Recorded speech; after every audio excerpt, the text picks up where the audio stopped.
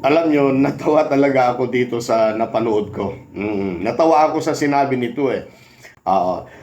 Dumating na daw sa punto na nakakahiya ng magpakilalang DDS.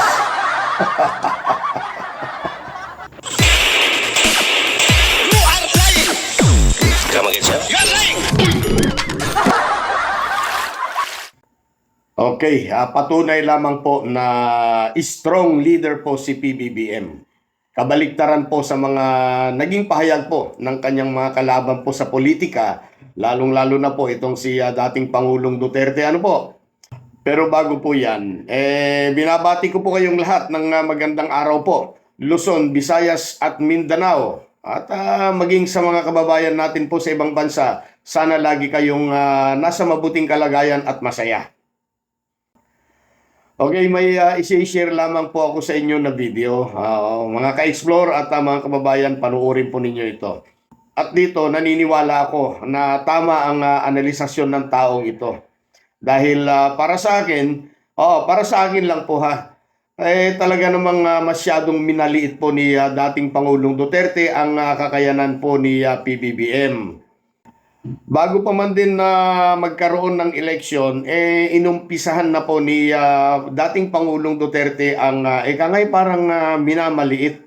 Minamaliit yung kakayanan po ng ating si PBBM. Ano po? At ngayon, parang hindi na niya matanggap na mas magaling po at mas epektibo yung mga style o pamamahala ng ating Pangulo kumpara sa kanyang kapanahunan. Ano po? Panuorin po natin ang video. Hindi ko na nga pala na-check kung sino or saan ang source ng video na ito. Shout out na lamang po sa inyo. Maraming salamat po sa video. Bakit ba nangyayari lahat ng mga kasong ito sa mga Duterte, hindi lang kay Sara kundi pati kay Digong? Ito, bunga lahat ito ng miscalculation. Kasi itong si Digong, nag-miscalculate ito. Nag-umpisa ito dun sa rally sa Davao City kung saan tinawag niya ng bangag. Itong si PBBM ng paulit-ulit at pinagmumura niya ng kasing lutong ng mura ni Sara Duterte nung nakaraang press conference niya. Miscalculation ito kasi akala nila very weak leader. Weak leader itong si PBBM na kayang-kaya nilang patalsikin. And nung nag-speech si Duterte, si Digong, akala niya buong-buo ang suporta sa kanya ng mga militar at ng mga taong bayan. Kasi nga naman, nung panahon na siya ang presidente, pinamper niya yung mga militar at mga PNP as mga police. Tinaasan niya ng sweldo, ginandahan niya ang mga benefits.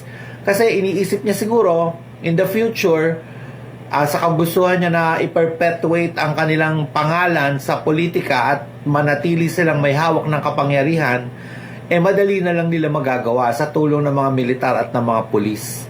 Di ba, nung pumasok nga si PBBM at si Sara Duterte dito sa eleksyon at sila ang nanalo, ang unang hinihingi na posisyon ni Sara Duterte ay Defense Secretary. Yun ang sinabi siguro ni Digong na kuhanin niya kasi pag naman nga Defense Secretary siya, kontrolado niya ang mga militar na anytime, pag hindi nila nagustuhan ng ginagawa ni PBBM, pwede nilang patalsakin sa pamamagitan ng coup d'etat. O kaya yan yung ginawa nilang strategy dyan. Tapos, nung nag-speech nga siya, doon na nag-umpisa. Miscalculation, nakala nila na very weak, na kayang-kaya nilang patalsikin, na yung mga tao nasa side nila kasi mataas na mataas ang survey rating ni Sara Duterte na anytime na magtawag ng tao sa EDSA, magdadatingan at kasabay ng mga militar na babaliktad kay PBBM. Pero anong nangyari? Walang militar na bumabaligtad bukod sa iilan lang ng mga retired na. Pag retired military, wala nang masyadong persuasion, wala nang influence. Tapos yung mga tao naman, nakita yung mga sunod-sunod na kasamaan na pinagagawa ng mag-ama na to sa posisyon, wala nang gusto lumabas, walang gusto mag-rally. Ang nangyayari pa nga ngayon, parang nakakahiya pa pag nalaman na nakaside ka sa Duterte, pinagtatanggol mo sila Digong at si Sara Parang naging yung tatak na hindi maganda para sa isang tao na mapansaga na DDS o Duterte supporter. Kasi kinamumuyan ng buong Pilipinas ang mag-ama na to.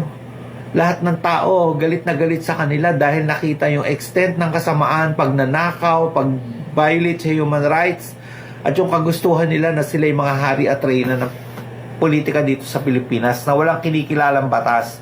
Sila lang ang batas, wala nang iba. Ayan po. Ang totoo niyan, alam na po natin na noon pa man din ay may pag-aalinlangan na po itong si Duterte sa kakayanan po ng Batang Marcos. Oy, tinawag kong Batang Marcos dahil bata pa kasi si BBM noon, ang pagkakaalam ko, politician na yata. Mas bata ako kay PBBM. Oo, parang ganun. Bata pa si PBBM or bata pa si BBM, politician na po itong si Duterte. Di ba?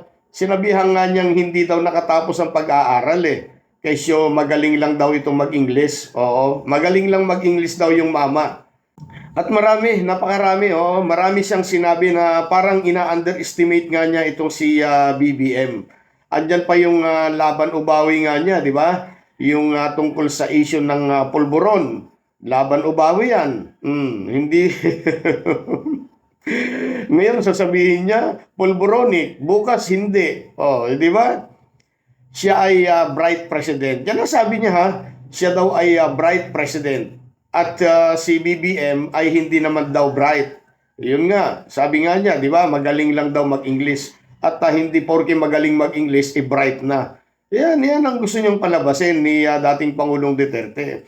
Pero ngayon, yung weak leader na binalak na talaga nila, binalak hindi lang noon, hanggang ngayon, talagang balak pa rin nila na patalsikin sa pwesto or patalsikin, paalisin sa Malacanang.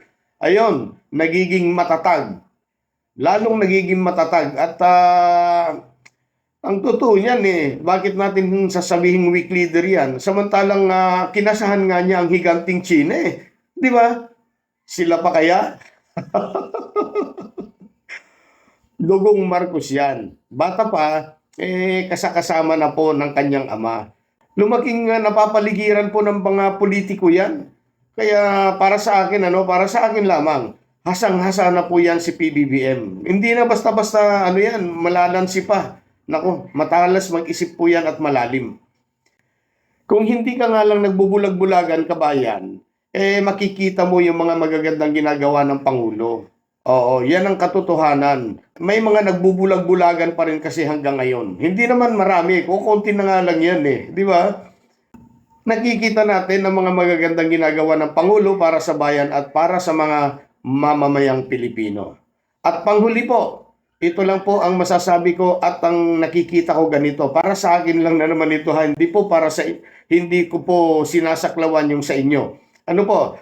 Sila, 10 ng kanilang mga kaalyado, itong mga Duterte.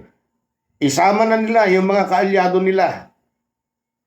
Ang tingin ko, hindi nila kaya si Pangulong Bongbong Marcos. Yan lamang po. Maraming salamat sa panonood. Mabuhay po ang bagong Pilipinas.